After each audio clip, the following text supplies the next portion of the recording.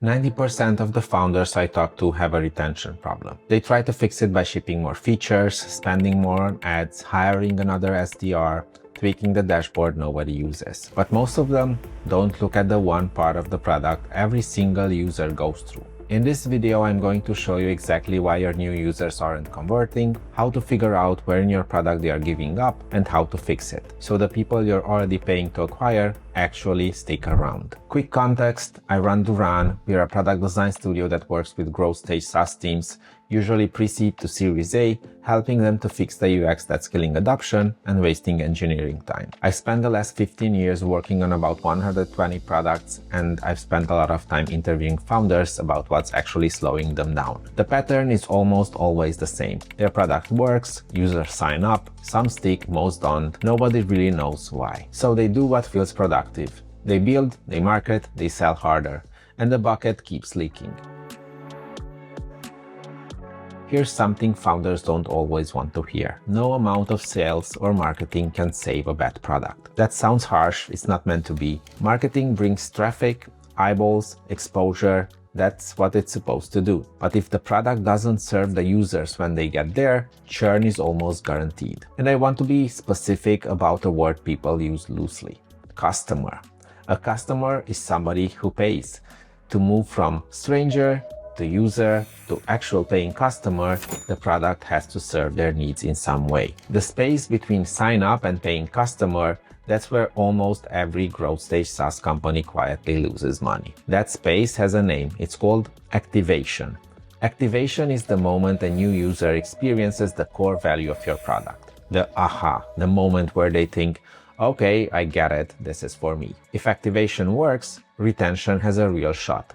The user comes back, they tell a colleague, they eventually swipe a card. If activation doesn't work, you can run the best paid campaign of your life and you're still going to leak users. When retention is low, founders reach for the tools that feel productive. Ship a feature, run a re-engagement campaign, rework the pricing page. Sometimes those help. Most of the time, they don't really move the number because the user never got to the moment where the product meant something to them in the first place. There are 3 repeating reasons new users don't convert. 1, they don't understand what the product does for them. They click around, look at a few screens, and the connection between what your marketing said and what they are seeing in the app just isn't there. 2, they understand it, but they don't experience the value. Reading on a landing page that a tool saves you hours per week or helps you organize your work is different from actually feeling it. Until the users feels it, they are not paying.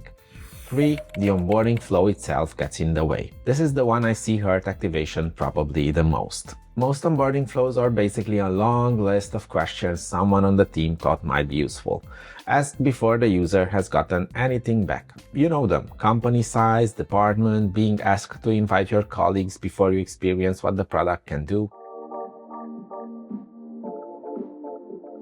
The first thing to do, and the cheapest, is go through your product as a brand new user would. From the homepage through sign up all the way to the first time someone hits the core value of your product. Not from memory, actually clicking through it. Open an incognito window and sign up with a fresh email. As you go, write down every step that feels like it's slowing the user down or asking for something they don't need to give yet. Things like way too many steps in the sign up flow, an empty dashboard with no clear next step, or a feature showcase instead of helping the user actually do something with the product. This audit tells you what might be wrong.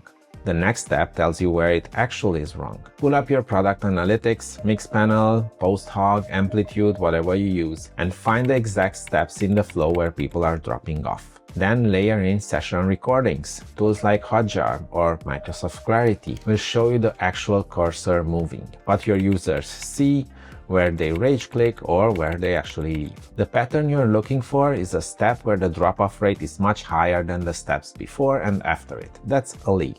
Then look at your support tickets and your negative reviews.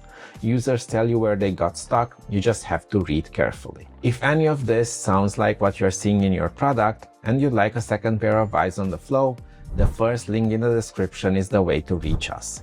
We work with growth stage SaaS teams on exactly these kind of problems. Quick call, no pressure either way.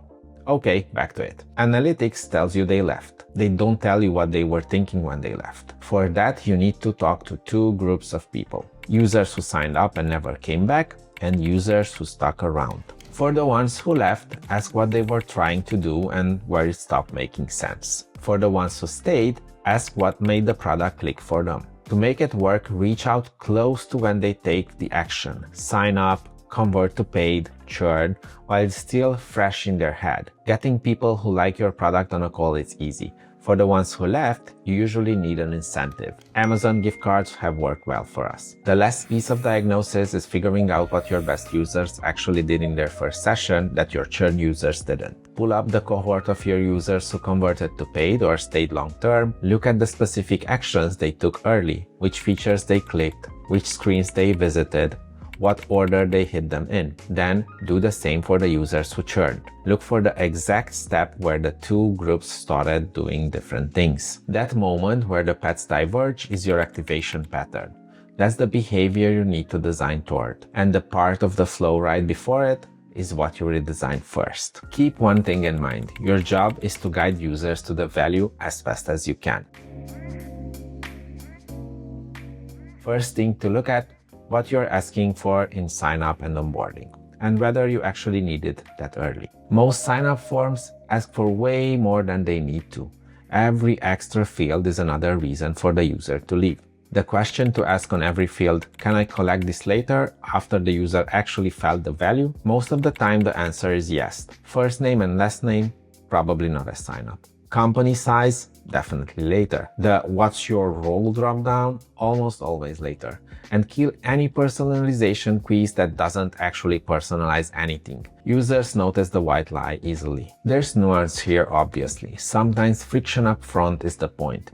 You're filtering out the wrong users on purpose. Sometimes a field is genuinely required to set up the account. The rule still holds. Be deliberate, know why you're asking. Once you know what to cut, the next move is mapping the shortest possible path from sign up to the moment the user feels the product working for them. Every product has its own version of that moment. For a video editor, it might be the user finishing a quick first edit and exporting it. For an AI note taker, it's the first time a meeting gets transcribed and summarized. Your job, strip everything between sign up and that moment that isn't earning its place. Once you've cleared the path, you still need to guide users along it.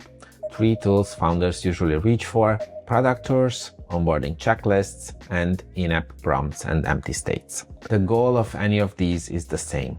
Point the user to the next action that moves them towards value, not every feature on the screen. A checklist with 12 items isn't a checklist, it's a to-do list the user didn't ask for. A product tour that highlights every button in the navigation teaches the user nothing. Pick the 3 or 4 actions that actually lead to your activation pattern and guide them through those. Often, the strongest first experience is letting users create something real while they learn. Doing beats watching. One thing founders consistently miss: activation doesn't stop the moment the user creates an account. It continues in the inbox. The second the user sign up, you have a precious asset, their email. So use it. A good nurture sequence does 4 things. Explains the value the product gives them, guides them through their first real steps, asks if they have questions and offer the option to schedule a short chat, shows them success stories from people like them. Most teams send one generic email and call it done.